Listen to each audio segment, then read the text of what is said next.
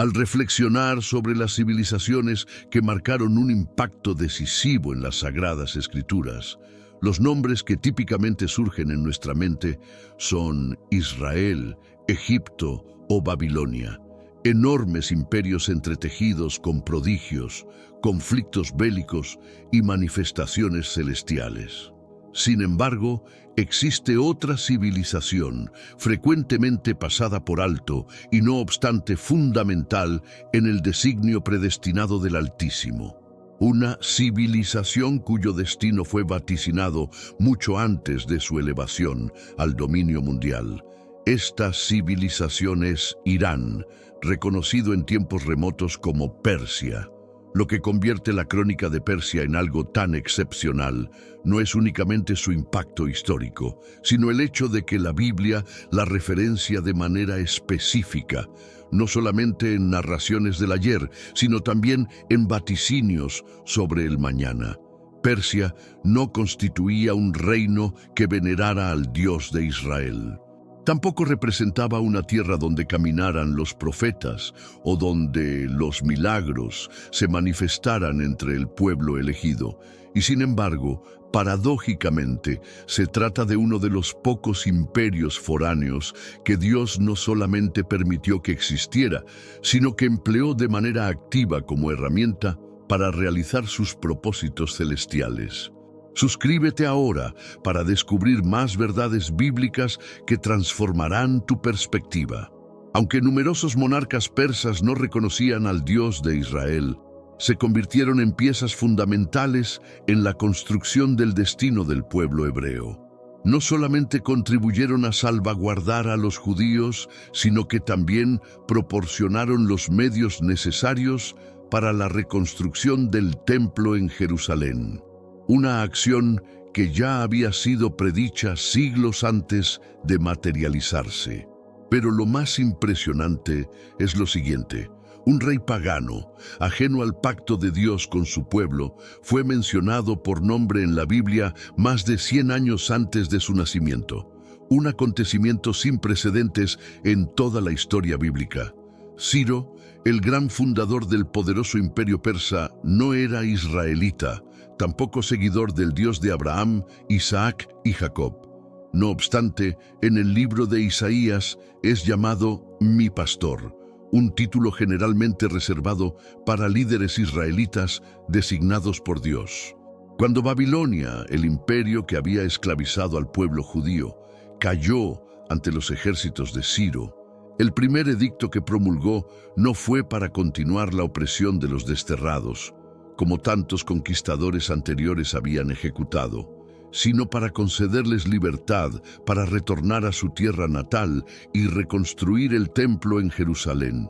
Esto no fue meramente una maniobra política, sino el cumplimiento directo de la profecía de Isaías, registrada más de un siglo antes del nacimiento de Ciro. Sin embargo, el papel de Persia en la historia bíblica no concluye con Ciro. La restauración de Israel fue un proceso extenso, frecuentemente marcado por resistencia de pueblos vecinos que intentaban impedir la reconstrucción de Jerusalén. Cuando estos adversarios buscaron obstaculizar los esfuerzos de reconstrucción, fue otro rey persa, Darío el Grande, quien reafirmó el decreto de Ciro, ordenando no solamente que el templo fuera completado, sino también que los costos fueran cubiertos por el tesoro imperial. Llegó incluso a decretar que sacrificios fueran ofrecidos en el templo en favor de la familia real persa, reconociendo el poder del Dios de Israel de una forma jamás vista antes por parte de un rey extranjero. Años después, bajo el reinado del rey Jerjes, Persia una vez más se convertiría en escenario de una intervención divina, aunque de un modo totalmente inesperado. Un plan siniestro fue tramado dentro de la corte real persa para exterminar al pueblo judío. Un plan que podría haber llevado a su destrucción completa de no ser por la valentía de una joven judía, una huérfana que se había convertido en reina de Persia. La historia de la reina Esther no es simplemente un relato de bravura y sabiduría, sino una demostración clara de la soberanía de Dios sobre las naciones. Un decreto de muerte había sido sellado, pero por medio de un único acto de audacia, Ester subvirtió el plan, garantizando la supervivencia del pueblo judío. Una vez más, Persia, un imperio pagano, era utilizada como instrumento de Dios para asegurar la preservación de su nación escogida. Persia no es solamente parte de la historia bíblica, es parte del plan divino continuo de Dios. A medida que leemos la Biblia, vemos a Persia no solamente en los relatos del pasado, sino también en las profecías sobre el futuro. El profeta Daniel, que vivió durante el exilio en Babilonia y presenció la ascensión del imperio persa, recibió visiones que retrataban el cambio de poderes mundiales con Persia, desempeñando un papel crucial. Pero la importancia de Persia no termina en las visiones de Daniel. El libro de Ezequiel también identifica a Persia como una de las naciones que participarán en la batalla final contra Israel. La guerra de Gog y Magog, un evento profético que muchos creen aún está por venir, tal vez alineándose con las tensiones geopolíticas que presenciamos hoy. ¿Cómo puede una nación que antes desempeñó un papel tan vital en la restauración de Israel ser más tarde profetizada como participante en una guerra final contra ese mismo pueblo? Esto significaría que la historia se repetirá, pero con un desenlace dramáticamente diferente. Y más importante aún, ¿qué significa esto para el mundo moderno, en el cual la relación entre Irán e Israel continúa siendo una de las cuestiones geopolíticas más delicadas y volátiles de nuestro tiempo? La historia de Persia en la Biblia es más que un registro histórico, es un testimonio del control absoluto de Dios sobre las naciones. Ningún imperio es demasiado grande para escapar de su plan divino, y ninguna nación es demasiado insignificante para ser ignorada por su voluntad soberana. Al examinar el papel de Persia en la historia bíblica, una verdad innegable se revela. La ascensión y caída de las naciones no son meros acontecimientos políticos, sino capítulos que se desenvuelven dentro del gran proyecto de Dios. Un plan puesto en movimiento antes de la fundación del mundo y que continuará hasta el fin de los tiempos. Si crees que no solamente Persia, sino también tu propia vida está siendo conducida paso a paso dentro del plan divino del Todopoderoso, entonces declara con fe: confío en Dios. Para comprender verdaderamente el papel de Irán, la antigua Persia, en la historia bíblica, necesitamos volver a las raíces del mundo post-diluviano, a un tiempo en que la humanidad estaba siendo reformulada y las grandes naciones de la tierra comenzaban a emerger. La historia de Irán no tiene inicio en los palacios de los reyes persas, ni comienza con su ascensión como imperio. Está entrelazada de forma intrincada en las primeras genealogías de las Escrituras, profundamente enraizada en el legado de uno de los hijos de Noé. Después del gran diluvio que barrió el mundo sumergido en la corrupción, Noé y sus 3 hijos, Sem, Cam y Jafet, se convirtieron en los patriarcas de todas las naciones que vendrían a poblar la tierra. Génesis 10:1.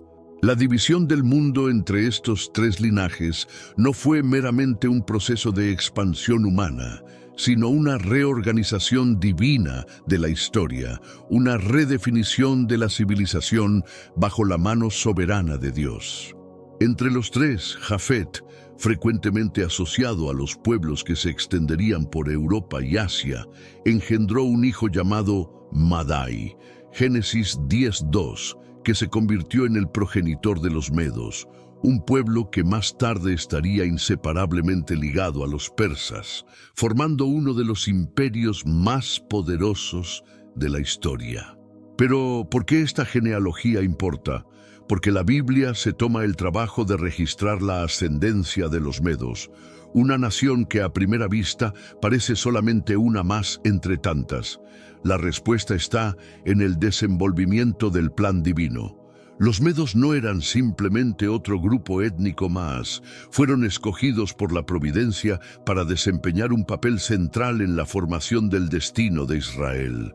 Estableciéndose en la región que hoy corresponde al Irán moderno, los descendientes de Madai se consolidaron como una fuerza formidable en el mundo antiguo, creciendo en poder e influencia hasta finalmente unirse a los persas, creando un imperio que se extendería desde las fronteras de la India hasta el corazón de Egipto. Esta conexión entre los descendientes de Jafet y la formación del imperio persa no es solamente una curiosidad histórica, sino un enlace directo entre el mundo postdiluviano y la narrativa bíblica posterior del exilio, redención y restauración de Israel. Desde los primeros momentos de la historia registrada, Persia ya estaba siendo posicionada como pieza clave en el drama divino que se desenvolvería a lo largo de los siglos. La Biblia no es solamente un libro de verdades espirituales, es también un libro de patrones, donde naciones se levantan y caen según el plan soberano de Dios y donde incluso los pueblos aparentemente más distantes son entrelazados en su gran designio. Al avanzar por los siglos, vemos a los medos y los persas, inicialmente dos grupos distintos, convertirse en una fuerza unificada bajo el liderazgo de los reyes persas. Esta fusión no fue un accidente ni resultado solamente de conquistas militares. Fue el cumplimiento de una orquestación divina iniciada siglos antes, un modelado de las naciones que culminaría en la ascensión de Persia como imperio dominante con un papel predestinado en las profecías bíblicas.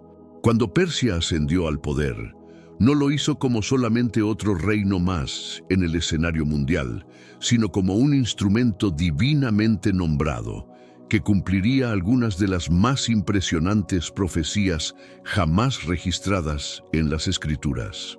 En el libro de Isaías, el Señor declara que Él es quien engrandece las naciones y las destruye, ensancha las naciones y las dispersa. Job 12:23.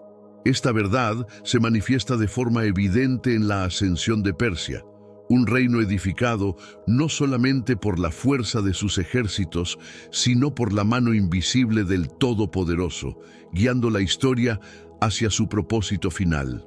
Pero lo que hace el papel de Persia aún más notable es que, a pesar de haber sido un imperio fundado sobre tradiciones paganas, fue una de las pocas potencias extranjeras utilizadas por Dios para intervenir directamente en el destino de su pueblo escogido. Mientras otras naciones como Egipto y Babilonia oprimieron a Israel, Persia se destacaría. Sería el imperio a través del cual Dios traería restauración a su pueblo, cumpliendo promesas declaradas mucho antes de que la propia Persia existiera. Así, desde el principio de la historia bíblica, el lugar de Persia fue asegurado en la gran narrativa de la intervención divina. No era solamente una entidad geopolítica, era un reino separado para un propósito específico que se revelaría con impresionante precisión en las páginas de las Escrituras. Los descendientes de Madai, los antiguos medos, pueden haber comenzado como uno de los muchos pueblos postdiluvianos, esparciéndose por la tierra, pero su destino era mucho mayor que la mera supervivencia o conquista territorial. Serían parte del engranaje divino, por el cual Dios cumpliría sus promesas de alianza con Israel, usando incluso una nación extranjera para demostrar su soberanía sobre todos los reinos de los hombres.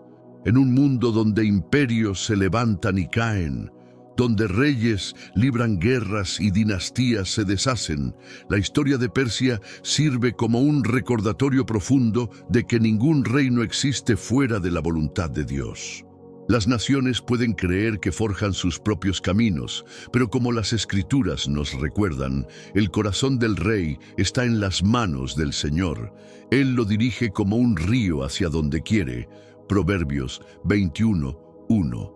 Persia, aunque poderosa por mérito propio, fue en última instancia un instrumento en las manos del Todopoderoso. colocado en escena desde los fundamentos de la historia postdiluviana, esperando el momento de entrar en acción como pieza clave en el cumplimiento de las profecías bíblicas. Y al contemplar esta grandiosa narrativa, somos invitados también a reflexionar cuántas veces Dios ha usado personas y situaciones improbables para cumplir promesas eternas. Si lo hizo con Persia, ciertamente también está escribiendo con la misma precisión y amor el propósito suyo para tu vida.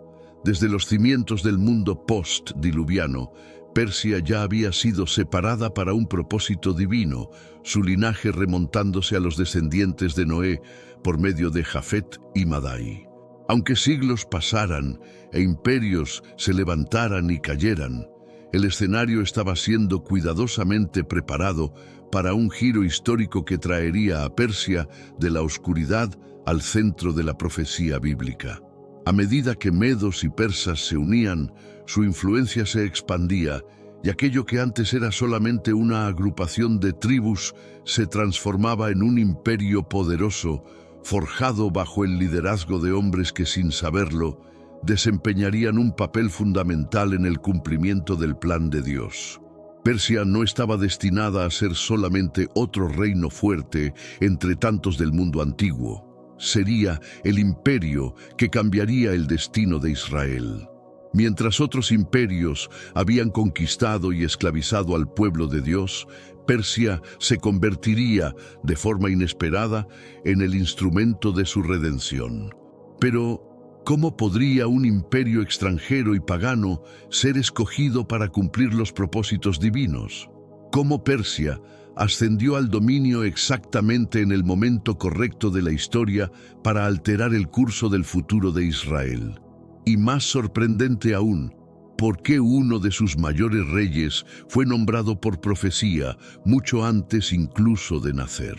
La respuesta está en la orquestación divina de la historia, que nos conduce ahora a la ascensión del imperio persa y a su papel incomparable en la restauración de Israel. El surgimiento de Persia como potencia dominante no fue solamente resultado de conquistas militares o estrategias políticas. Fue el desenvolvimiento de una narrativa divina puesta en movimiento siglos antes. El reino de Babilonia, que había subyugado a Israel y parecía invencible, había destruido Jerusalén, reducido el templo a cenizas y llevado al pueblo de Judá al exilio, cumpliendo las advertencias severas proferidas por los profetas antiguos. Por 70 años, los israelitas vivieron como extranjeros, sus esperanzas debilitadas por el peso del cautiverio, sus oraciones cargadas de anhelo por liberación. Sin embargo, incluso en su angustia, una promesa había sido proclamada.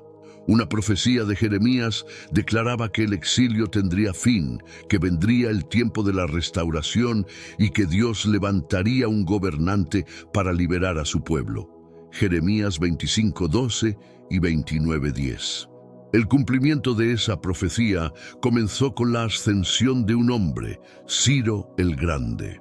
Diferente de los reyes babilónicos que gobernaban con tiranía, Ciro se destacó no solamente por su liderazgo, sino por la forma como sería usado por Dios para cambiar el destino de una nación entera. Mientras el mundo lo veía como un genio militar, conquistando territorios del Valle del Indo a las márgenes del Mediterráneo, la Biblia revela una verdad más profunda. Ciro no era solamente un conquistador, sino un instrumento escogido por el Todopoderoso. Y lo que hace su historia aún más extraordinaria es el hecho de que había sido nombrado por Dios más de un siglo antes de nacer.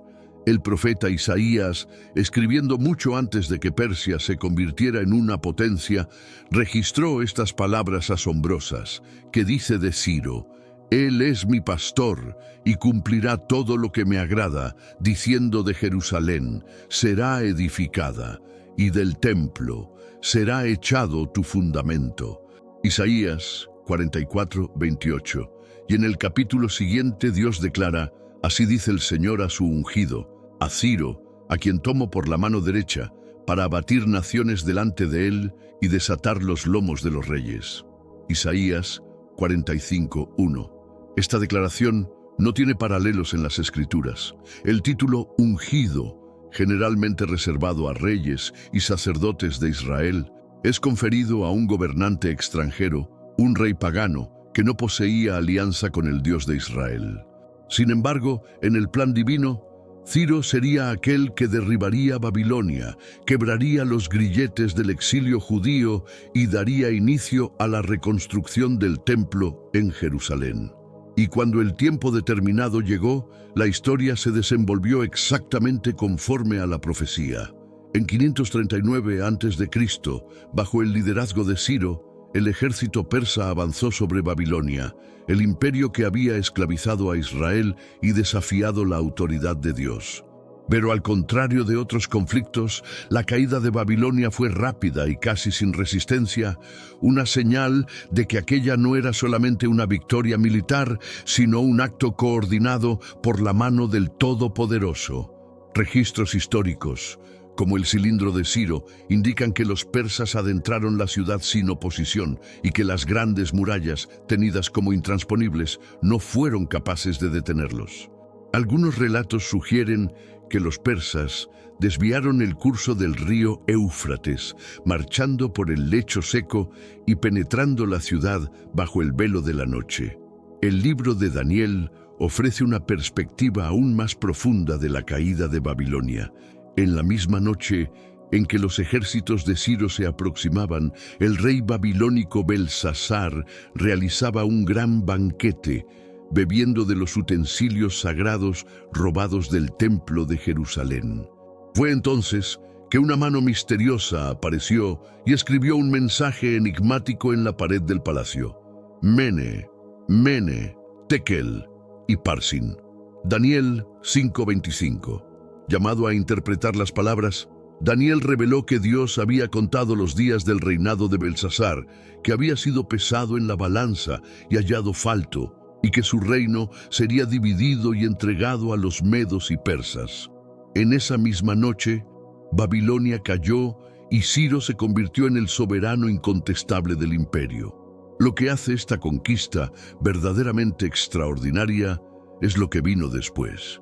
En vez de subyugar al pueblo judío como tantos otros conquistadores hicieron, Ciro escogió otro camino, un camino ya profetizado mucho antes de su ascensión. En un gesto sin precedentes, emitió un decreto, permitiendo que los judíos retornaran a su tierra natal y reconstruyeran el templo. Sus palabras registradas en el libro de Esdras resuenan con autoridad divina. Así dice Ciro, rey de Persia: el Señor, Dios de los cielos, me dio todos los reinos de la tierra y me encargó de edificarle una casa en Jerusalén, que está en Judá. Esdras 1:2. Este decreto no fue solamente una decisión política, fue el cumplimiento de la profecía de Isaías, la realización de la promesa de Jeremías después de 70 años y una prueba incontestable de la soberanía de Dios sobre los asuntos humanos. Un rey pagano, ajeno a los detalles intrincados de las profecías que lo precedieron, se había convertido en un vaso en las manos del Altísimo, inaugurando uno de los momentos más significativos de la historia de Israel. El decreto de Ciro marcó el inicio de un nuevo capítulo para el pueblo judío, pero el camino hacia adelante no sería fácil. Aunque habían recibido permiso para retornar, la reconstrucción de la tierra devastada y del templo exigiría más que un edicto real, exigiría fe, perseverancia y la constante intervención de Dios. La jornada de la restauración había comenzado, pero aún estaba lejos del fin. En los próximos pasos de esta narrativa veremos cómo Persia continuaría moldeando el destino de Israel. No como un imperio pasivo al fondo de la historia bíblica, sino como una fuerza activa en las manos de Dios para el cumplimiento de sus promesas. Del reinado de Ciro al apoyo de Darío y a la intervención valiente de la reina Esther, el papel de Persia está lejos de ser incidental. Es un testimonio claro de que ningún reino, ningún gobernante y ningún imperio existe fuera de la voluntad soberana del Todopoderoso. Y si incluso reyes paganos, sin saberlo, pueden ser conducidos por la mano de Dios para cumplir sus designios eternos, ¿cuánto más puede Él guiar nuestras vidas, nuestros caminos y nuestras decisiones cuando nos entregamos completamente a su voluntad? Que esta historia nos lleve a confiar más plenamente en la soberanía de un Dios que nunca pierde el control de la historia, ni de la nuestra. La caída de Babilonia no marcó solamente el fin de un imperio, sino el nacimiento de una nueva era para Israel, una era que había sido anunciada siglos antes por los profetas y que vería a los exiliados retornar a su tierra y reconstruir aquello que había sido perdido. Sin embargo, mientras la conquista de Babilonia fue rápida, el verdadero milagro no estaba en el poderío militar de Persia, sino en el acto inesperado de misericordia y restauración que siguió.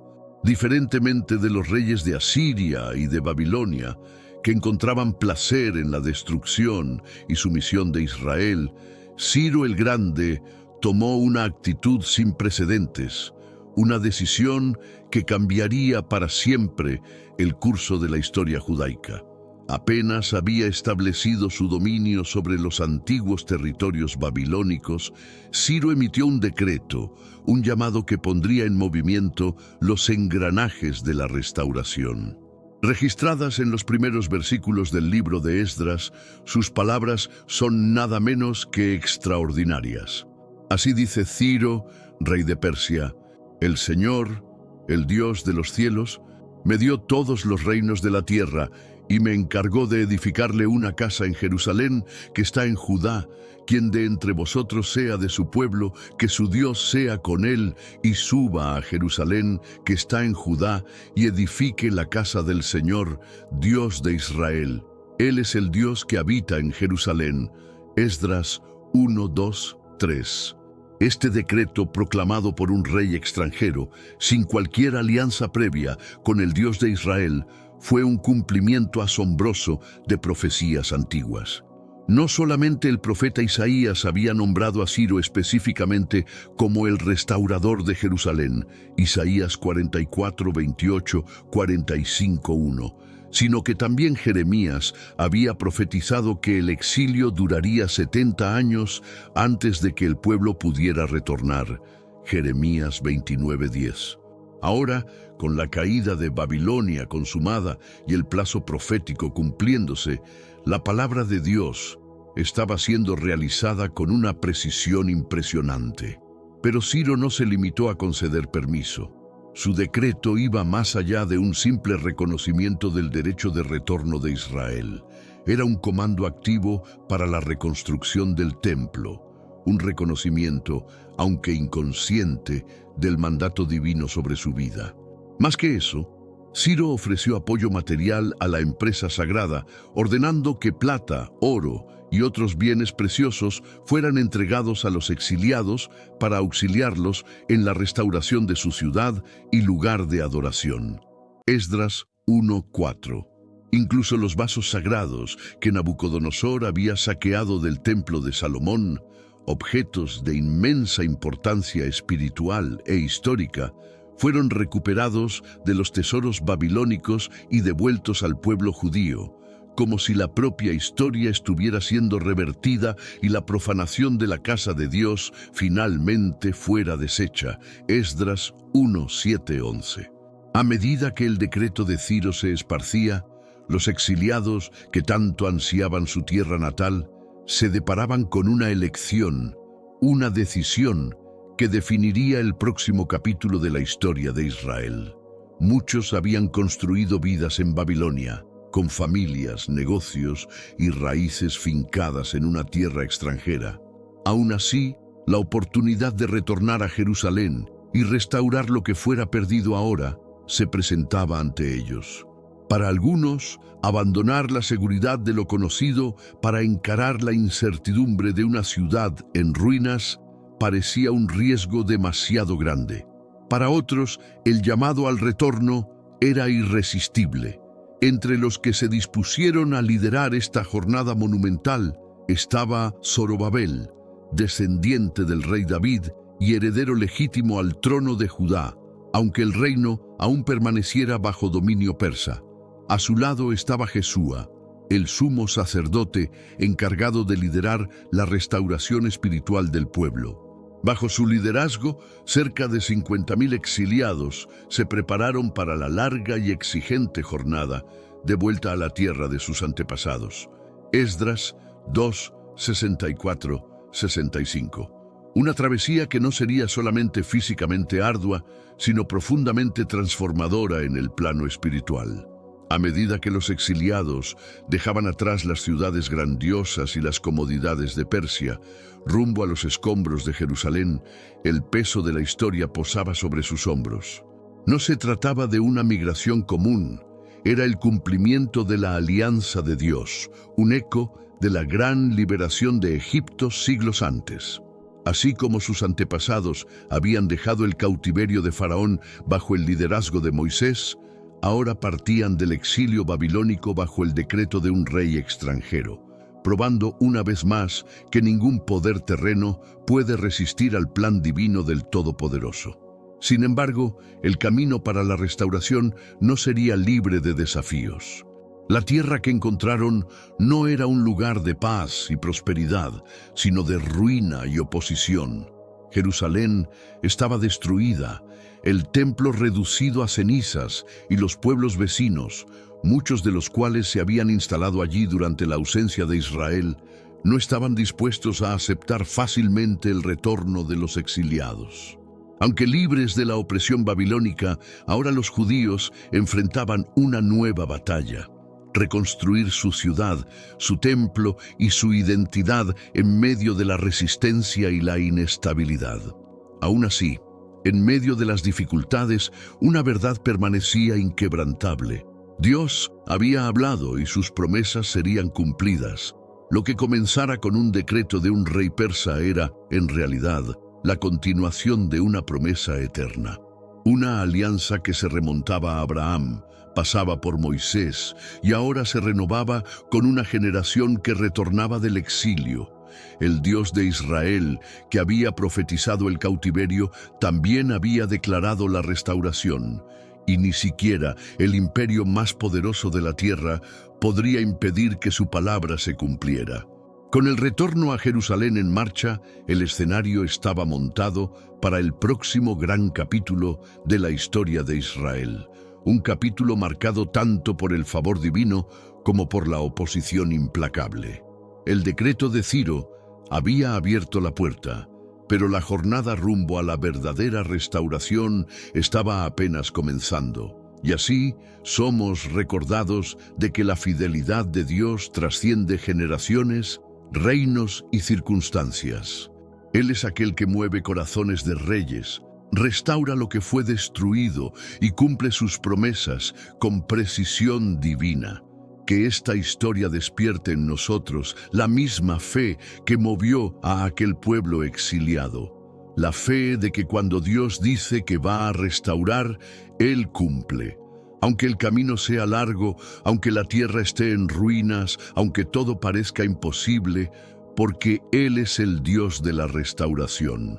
El decreto de Ciro dio inicio a un capítulo extraordinario en la historia de Israel. Un capítulo que no trataba solamente del retorno a una tierra devastada, sino del cumplimiento de promesas antiguas y de la restauración del lugar de la habitación de Dios entre su pueblo. La primera oleada de exiliados, liderada por Zorobabel y Jesúa, tuvo la valentía de dejar atrás sus vidas establecidas en Babilonia y volver a Jerusalén, cargando en los hombros la esperanza de una nación ansiosa por ser restaurada. No obstante, al llegar, no encontraron una ciudad lista para ser reconstruida, sino ruinas, hostilidad y oposición persistente. El camino de la restauración, aunque ordenado por Dios, estaría lejos de ser fácil. Por un tiempo, el progreso fue lento y los desafíos casi hicieron que la obra cesara completamente. Adversarios influyentes se levantaron, determinados a impedir los esfuerzos de reconstrucción, y hasta entre los propios repatriados, el desánimo se instaló ante la realidad difícil. Aunque el decreto de Ciro les hubiera concedido el derecho de reconstruir, garantizar ese derecho ante la oposición exigiría más que permiso. Sería necesario el apoyo continuo del trono persa. Ciro había lanzado los cimientos de la restauración de Israel, pero fueron los reyes que lo sucedieron, Darío el Grande y más tarde Artajerjes, quienes aseguraron la continuidad de la obra. Por medio de ellos, el papel de Persia en la formación del destino de Israel no se cerró con un único decreto. Se extendió por generaciones, probando que cuando Dios orquesta la liberación, la conduce hasta el fin. La restauración de Israel no era solamente un evento político, sino una obra divina conducida bajo el gobierno de reyes persas, que consciente o inconscientemente se convirtieron en instrumentos en las manos del Altísimo. El decreto de Ciro había concedido a los exiliados el derecho de retornar y reconstruir el templo. Pero la realidad de la restauración se mostró mucho más compleja de lo que habían imaginado. La larga y ardua jornada de vuelta a Jerusalén era solamente el comienzo. Al llegar y ver con los propios ojos la desolación que los esperaba, los exiliados se depararon con una ciudad en ruinas, el templo, símbolo central de su identidad como pueblo escogido, reducido a escombros. Aunque inicialmente entusiasmados, pronto enfrentaron una oposición implacable de los pueblos vecinos, en especial de los samaritanos, que veían el retorno de Israel como amenaza a su influencia. Estos enemigos recurrieron a maniobras políticas e intimidación para interrumpir la reconstrucción, y lo consiguieron. Las obras pararon, el desánimo se esparció, y el cimiento del templo permaneció abandonado por años. Durante este periodo de estancamiento, el propio imperio persa pasó por una transición. Ciro, el rey que iniciara el retorno de Israel, había partido y sus sucesores inmediatos no compartían el mismo interés por la restauración de Jerusalén. Sin el respaldo real, los exiliados quedaron paralizados y la esperanza de ver el templo reconstruido comenzó a desvanecerse. Pero Dios no había terminado su obra. Ya había preparado otro gobernante, un rey extranjero que sin saber se convertiría en instrumento para el cumplimiento de la profecía divina. Este hombre era Darío el Grande, bajo cuyo reinado los esfuerzos interrumpidos volverían a ganar impulso. Darío, al asumir el trono, heredó un vasto imperio que se extendía desde las fronteras de Grecia hasta el Valle del Indo. Su reinado fue marcado por eficiencia administrativa y conquistas militares, pero sin saberlo, también asumía un papel que la providencia divina ya había trazado. Cuando los adversarios de Israel, confiados en el período de inactividad, apelaron al gobierno persa para interrumpir definitivamente la obra, pensaban estar sellando su victoria. Escribieron a la corte, acusando a los judíos de insubordinación, alegando que permitir la reconstrucción sería fomentar rebelión. Sin embargo, en vez de decidir inmediatamente a favor de los enemigos, Darío ordenó una investigación rigurosa, determinando que los archivos reales fueran examinados en busca de cualquier decreto referente a Jerusalén. Y entonces, un momento extraordinario ocurrió.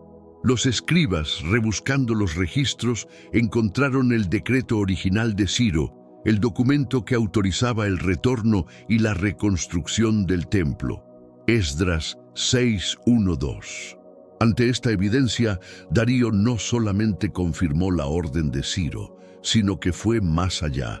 Emitió un nuevo decreto que no solo reafirmaba los derechos de Israel, sino que también ordenaba que los costos de la reconstrucción fueran pagados por el tesoro imperial. Esdras 6:8. de manera aún más sorprendente, decretó que cualquiera que tratara de obstruir la obra fuera severamente castigado, especificando que tal persona sería ejecutada y su casa transformada en ruinas. Una advertencia clara contra cualquier resistencia. Esdras 6:11. El decreto de Darío fue más que una decisión política, fue un testimonio del poder de Dios de usar incluso a los más improbables para cumplir su voluntad. Aunque gobernara un imperio pagano, Darío reconoció la importancia del Dios de Israel, determinando que sacrificios fueran ofrecidos en el templo en favor de él y de sus hijos, buscando el favor divino. Esdras 6:10. Aunque su motivación fuera política, el gesto reflejaba una verdad mayor. Los reyes de Persia, aún fuera de la alianza de Israel, estaban siendo entrelazados en el plan redentor de Dios, probando que ningún poder terreno está más allá del alcance de su soberanía.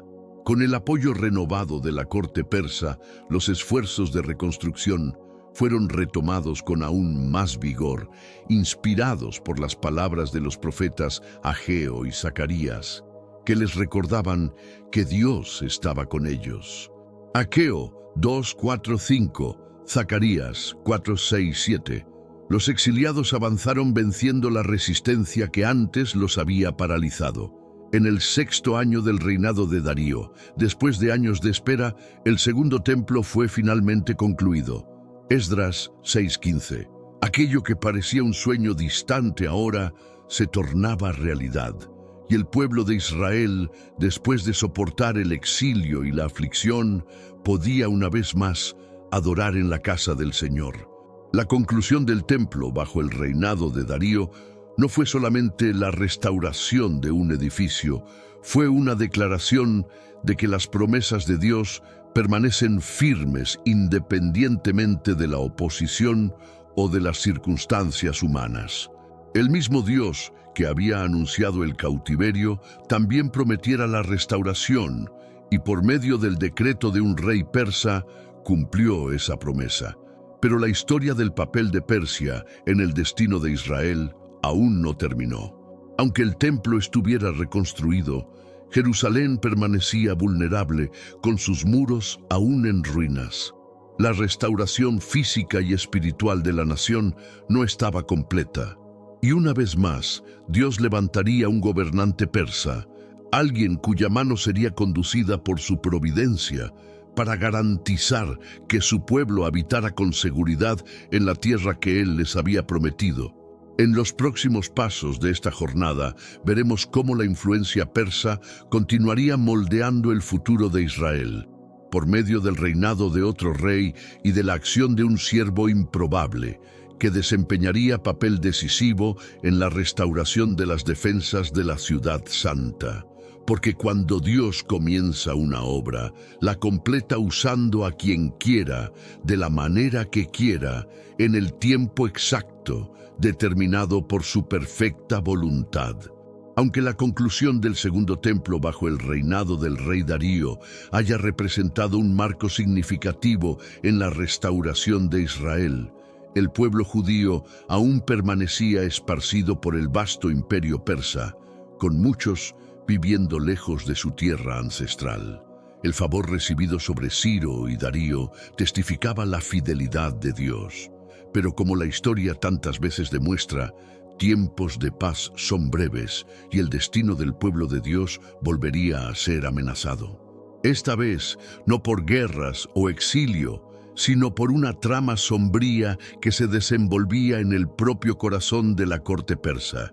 Con la sucesión del trono de Darío para su hijo Jerjes I, conocido en la Biblia como el rey Asuero, un nuevo capítulo en la historia de Israel comenzó. Un capítulo que revelaría no solamente la soberanía de Dios sobre los imperios, sino también el poder de la obediencia valiente ante probabilidades aparentemente insuperables.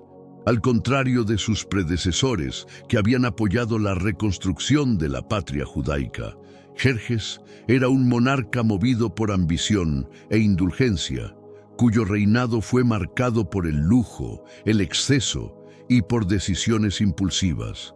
Fue bajo su gobierno que se desenvolvió uno de los momentos más dramáticos de la historia judaica, un episodio que podría haber culminado en su exterminio completo, de no ser por la mano invisible de Dios, actuando por medio de una improbable heroína, una joven judía llamada Esther.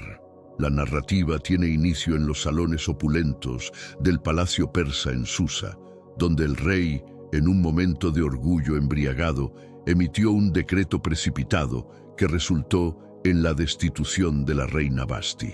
Buscando una nueva consorte, ordenó que las más bellas jóvenes del imperio fueran reunidas en su harén, y entre ellas estaba una huérfana judía criada por su primo Mardoqueo.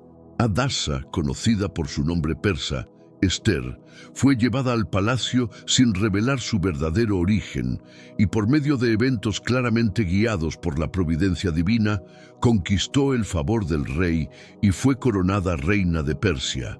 Esther 2:17. A primera vista, la ascensión de Esther al trono podría parecer mero azar, un golpe de suerte en medio de un imperio donde ella era solamente una extranjera más. No obstante, por detrás de las apariencias, un plan mayor estaba desplegándose, un plan que exigiría de ella valor y fe para salvar a todo su pueblo. Sin que Esther supiera, una trama perversa ganaba forma dentro del palacio.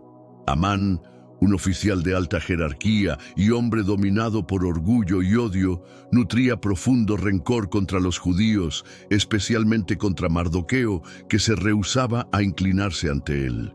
Enfurecido, Amán tramó no solamente la muerte de Mardoqueo, sino la destrucción completa del pueblo judío por todo el imperio.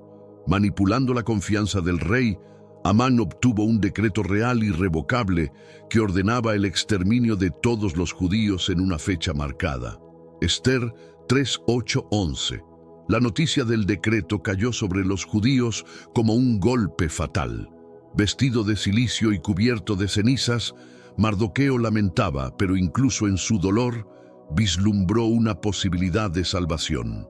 Envió un mensaje a Esther, suplicando que intercediera junto al rey y pleiteara en favor de su pueblo. Pero para hacer esto, Esther tendría que arriesgar su propia vida, pues según la ley persa, nadie podía aproximarse al rey sin ser convocado, bajo pena de muerte, a menos que él extendiera el cetro de oro. Esther 4:11. Atemorizada, Esther hesitó hasta que recibió de Mardoqueo una respuesta que ecoaría a través de los siglos.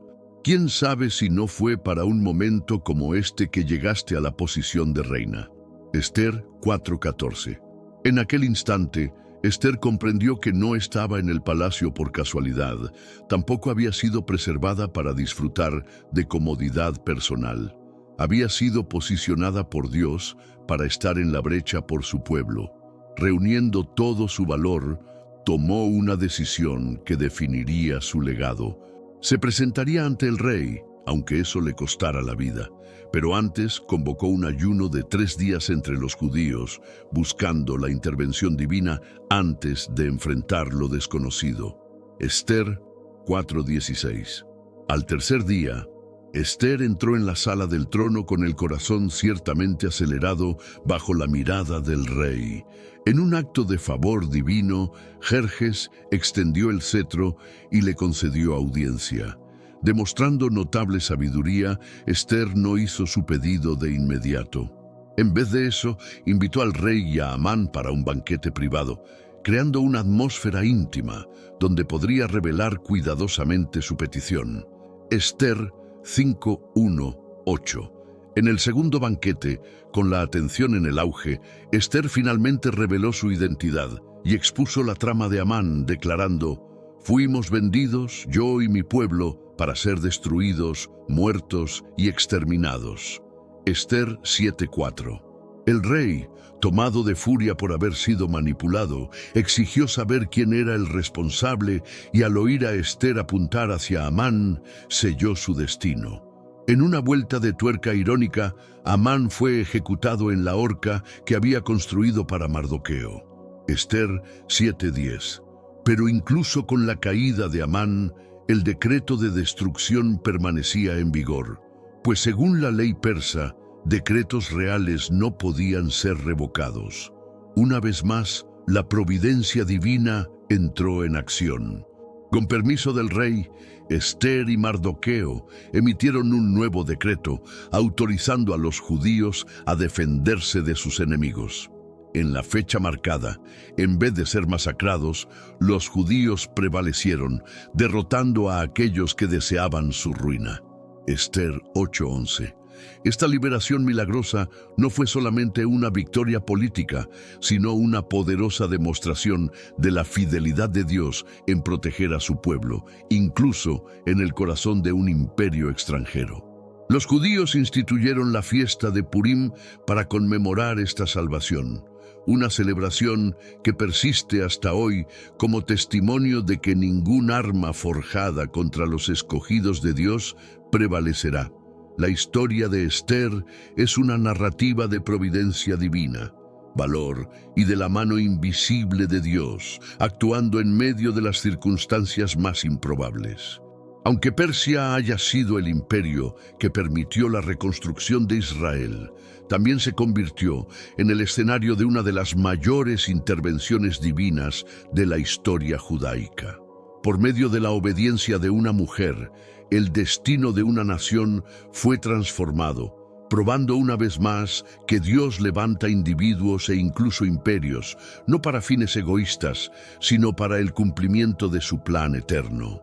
Aunque este capítulo de la historia se haya cerrado, el papel de Persia en la formación del destino de Israel aún no había llegado al fin.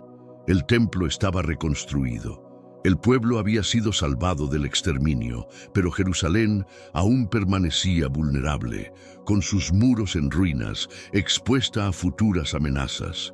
Como ya hiciera antes, Dios movería nuevamente el corazón de un rey persa para garantizar que su pueblo habitara con seguridad en la tierra prometida. Y así, al avanzar en la narrativa, veremos cómo el favor de Persia se extendió más allá del templo y de los salones del trono de Jerjes, conduciendo al paso final en la restauración de Israel, la reconstrucción de los muros de Jerusalén, bajo el liderazgo de un hombre llamado Nehemías. Porque cuando Dios comienza a restaurar, nunca para a la mitad. El imperio persa ya había desempeñado un papel decisivo en la restauración de Israel, primero con Ciro el Grande, que emitió el decreto permitiendo el retorno de los exiliados. Después con Darío el Grande, que aseguró la conclusión del segundo templo a pesar de la oposición, y aún bajo el reinado de Jerjes I, Asuero, cuando la mano de Dios preservó al pueblo judío de la aniquilación por medio del valor de la reina Ester. No obstante, a pesar de estas victorias, la obra de la restauración aún no estaba completa. El templo había sido reconstruido y el culto restablecido, pero la ciudad de Jerusalén permanecía vulnerable, sus muros protectores aún en ruinas, como una cicatriz abierta que denunciaba la fragilidad de la nación. Sin muros, Jerusalén era indefensa contra ataques, expuesta a los enemigos e incapaz de funcionar como el centro seguro de la vida judaica. Sin embargo, en este capítulo final de la influencia persa sobre el destino de Israel, Dios, una vez más, movería el corazón de un rey extranjero, esta vez Artajerjes I, que por medio de la fidelidad de un hombre proveería los medios para la renovación física y espiritual de Jerusalén. En el centro de esta nueva fase de restauración estaba Nehemías, un judío que había alcanzado una posición de notable influencia en la corte persa, sirviendo como copero del rey Artajerjes. Nehemías no era solamente un siervo, sino un consejero de confianza, con acceso íntimo al monarca más poderoso de su tiempo. Aunque ocupando una posición de privilegio, su corazón permanecía vuelto hacia su pueblo. Al oír noticias de la continua desolación de Jerusalén, fue tomado por profunda tristeza. Pero en vez de recurrir a estrategias políticas, Nehemías derramó su dolor ante Dios en oración fervorosa, clamando por la restauración de su tierra.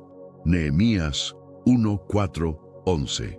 Sabía que ningún rey detentaba poder real, a no ser por la voluntad del Altísimo, y que si la restauración fuera a acontecer, vendría por las manos de aquel que controla la historia. Durante meses, Nehemías cargó esta carga en silencio, hasta que un día, al servir al rey, su tristeza se tornó imposible de esconder. Artajerjes, notando el semblante abatido de su siervo, le preguntó la causa de tanta aflicción. En aquel instante, Nehemías se deparó con una elección. Podría permanecer en silencio, preservando su comodidad, o arriesgar todo al hacer un pedido audaz ante el hombre más poderoso del imperio. Presentar un apelo personal no autorizado podría ser interpretado como deslealtad o insubordinación, pero con una oración rápida en el corazón, Nehemías habló con audacia, revelando su angustia por la situación de Jerusalén y pidiendo permiso para retornar y reconstruir la ciudad.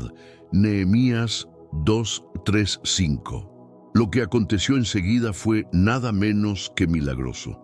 Artajerjes no solamente concedió el permiso, sino que superó las expectativas. Emitió cartas reales, garantizando pasaje seguro por las provincias y autorizó el uso de la madera de los bosques reales para la reconstrucción de los portones y muros de Jerusalén. Nehemías 2:7-8. Lo que debería ser un pedido imposible, un siervo judío requisitando recursos imperiales para fortificar una ciudad que antes fuera rebelde, fue atendido con extraordinaria generosidad. Una vez más, no era solamente una decisión política, sino la mano invisible de Dios, moviendo el corazón de un rey, como ya había hecho con Ciro y Darío. Con el decreto en manos, Nehemías partió para Jerusalén, donde encontró un escenario desolador, la ciudad en ruinas, el pueblo desanimado y adversarios determinados a impedir cualquier reconstrucción. Líderes como Sanbalat, Tobías y Gesem el árabe veían el restablecimiento de Jerusalén como una amenaza a su poder e hicieron todo para sabotear los esfuerzos de Nehemías, burlándose, conspirando, amenazando ataques. Nehemías 4:1-3-7-8. Pero Nehemías no retrocedió. Demostrando liderazgo admirable y fe inquebrantable, organizó a los trabajadores en grupos, cada cual responsable por una parte del muro. Ante la inminencia de ataques, armó a los trabajadores que pasaron a reconstruir con una mano en la herramienta y la otra en el arma. Nehemías 4:17-21. Esta imagen poderosa, un pueblo que reconstruye mientras se defiende, testificaba no solo su resistencia, sino también la confianza en el Dios que lo sustentaba. Y cuando trataron de distraerlo con artimañas, Nehemías respondió con firmeza: «Estoy ejecutando un gran proyecto y no puedo descender». Nehemías 6:3, rehusándose a abandonar su misión. Contra todas las probabilidades, en apenas 52 días, los muros de Jerusalén fueron completados, un hecho notable ante la magnitud de la obra y de la oposición enfrentada. Nehemías 6:15. La conclusión de los muros fue más que una realización física. Fue una victoria espiritual, señalizando a los enemigos de Israel que la mano de Dios estaba sobre su pueblo. La ciudad otrora despreciada, ahora se levantaba fortificada, y su pueblo, antes vulnerable, permanecía firme bajo la promesa de la restauración. Pero Nehemías sabía que levantar piedras no era suficiente. La verdadera restauración exigía un retorno a la fe. Con la ciudad protegida, él al lado de Esdras condujo al pueblo en un avivamiento nacional, restaurando la lectura de la ley y llamando a la nación de vuelta a la alianza con Dios. Nehemías 8:1-8. Reunido junto al portón de las aguas, los israelitas oyeron con el corazón contrito la lectura del libro de la ley de Moisés.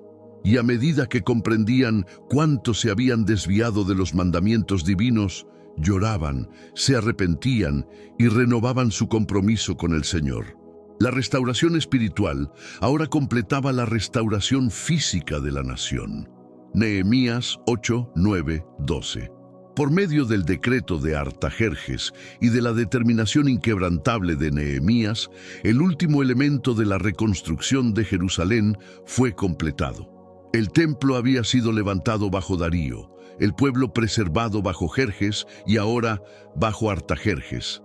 La ciudad había sido fortificada, un testimonio vivo de la fidelidad de Dios. Aquello que comenzó con el decreto de un rey persa encontró su consumación por la providencia divina, mostrando que ningún imperio, ningún gobernante, ninguna oposición puede frustrar los propósitos de Dios. No obstante, incluso con los muros de Jerusalén restaurados, el papel de Persia en la profecía bíblica aún no había llegado al fin. A pesar de haber sido instrumento de redención, ese mismo imperio en el futuro sería contado entre las naciones que se levantarían contra el pueblo de Dios en los últimos días. Y a medida que avanzamos, veremos cómo el legado de Persia se extiende más allá de la historia, adentrándose en el terreno profético y marcando su lugar en el desenvolvimiento eterno del plan de Dios para la humanidad. Comparte este mensaje transformador dando like y suscribiéndote para seguir descubriendo los misterios proféticos de las Escrituras.